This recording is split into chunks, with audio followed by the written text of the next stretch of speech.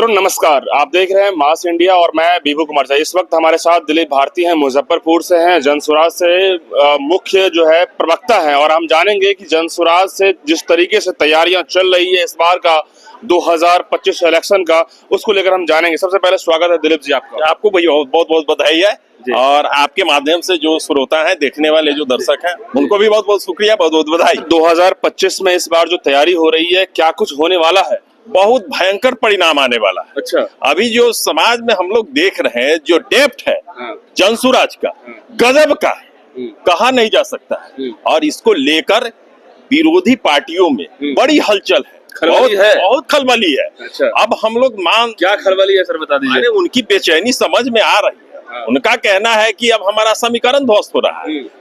कुछ लोगों का जो मतलब कंपोजिशन आपस में है, जातीय जो मतलब कि वो समझिए कि समीकरण बना हुआ है। बिल्कुल, उस पर कास्टिज्म का जो हमारे बिहार में हमेशा से चला आ रहा है कि नहीं ये कास्ट वो कास्ट में बांट करके वोट का जो है इधर से उधर गेम होना, क्या उससे अलग इस बार जातीय दबाव से मतदाता फ्री होता दिख रहा है। ये बड़ी बात है और इस बात को लेकर विरोधी पक्ष के लोगों में काफी बेचैनी है और ये धीरे धीरे बेचैनी बढ़ रहा है।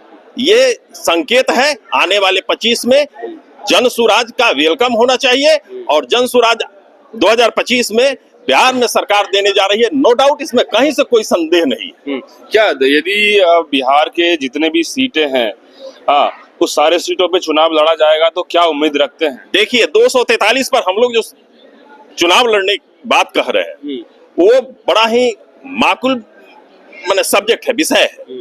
बिहार आजादी के बाद से अब तक किसी पार्टी ने ये साहस नहीं बटोरा और ये काम जो जनसुराज कर रहा है वाकई एकदम प्रशंसनीय कार्य है। इसको और पार्टी के लोग धीरे धीरे एडॉप्ट कर रहे हैं। क्या सर कोई कंप्रोमाइज किसी सीट पे नहीं चलेगा? किसी भी जो भी विधानसभा क्षेत्र से कोई नहीं, ऐसा कहीं नहीं लग रहा है। जो जनसुराज के सूत्रधार हैं आदरणीय प्रशांत किशोर जी, उनका जो खुला ओपिनियन और उनका बात जो आया है, उनकी जो चर्चा हुई है, उन्होंने जो कहा है उससे स्पष्ट हो रहा है कि किसी सीट पर कहीं कोई समझौता की गुंजाइश नहीं है। सवाल यह है कि सर कई लोगों का ये भी कहना है कि नए इलेक्शन आने पे नए नए स्लीपर सेल एक्टिव हो जाते हैं। जी, ऐसा तो सोचा जा रहा है।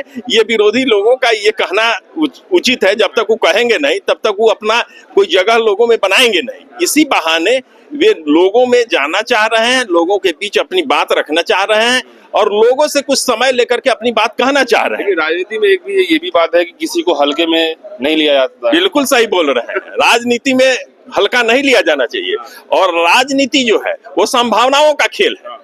1 मिनट में समीकरण बनता है और 2 मिनट में समीकरण टूट जाता है। एक सीट से जो है दशा और दिशा चेंज बदल जाती है और देश में प्रदेश में सरकार बनते बनते किसी की सरकार रुक जाती है और किसी का नहीं कहते कहते उसकी सरकार बन जाती है। सीट लाएंगे आप लोग? हम लोग 243 पर लड़ रहे हैं, 200 सीट लाएंगे, 200 प्लस सीट लाएंगे। लोग हंसने लगते हैं कि तो ये उनके लिए हंसने की बात हो सकती है, लेकिन हम लोग समाज में काम कर रहे हैं, लोगों को कह रहे हैं, लोगों को बता रहे हैं।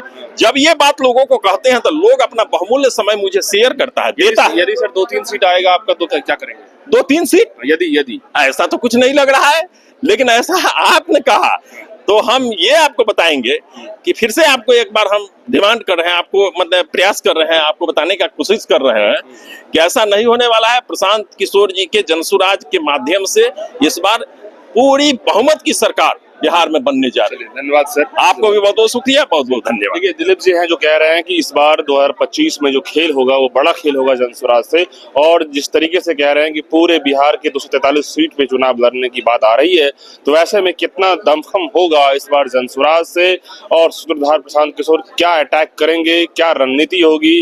रणनीति के मास्टर हैं ये, और ऐसे में इस बार का बिहार का जो चुनाव दिलचस्प होगा, जहां एक तरफ एनडीए गठबंधन, इंडिया गठबंधन की बात, तो वही नए ऑप्शन जनसुराज की भी अपनी एक अलग ही पहचान दिख रही है। तो ऐसे में आप क्या सोचते हैं मुझे कमेंट बॉक्स में बताइएगा। बहुत बहुत धन्यवाद।